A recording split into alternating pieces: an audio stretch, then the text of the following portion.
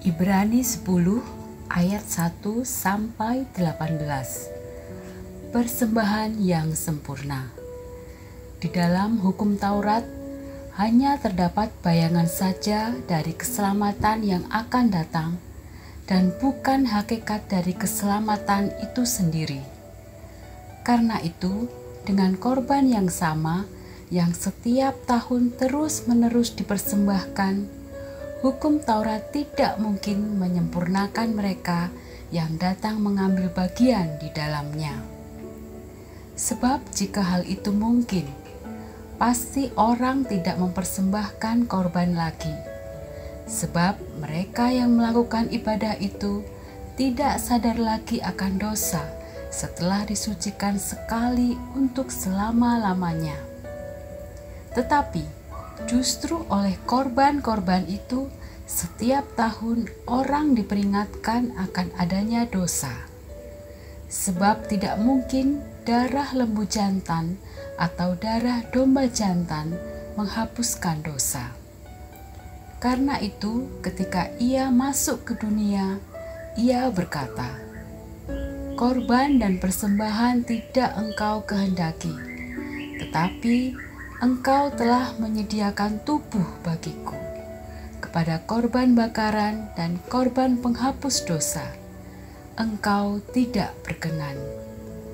Lalu aku berkata, "Sungguh, aku datang, dalam gulungan kitab ada tertulis tentang aku untuk melakukan kehendak-Mu, ya Allahku." Di atas ia berkata, "Korban dan persembahan, korban bakaran, dan korban penghapus dosa tidak engkau kehendaki, dan engkau tidak berkenan kepadanya, meskipun dipersembahkan menurut hukum Taurat." Dan kemudian katanya, "Sungguh, aku datang untuk melakukan kehendak-Mu."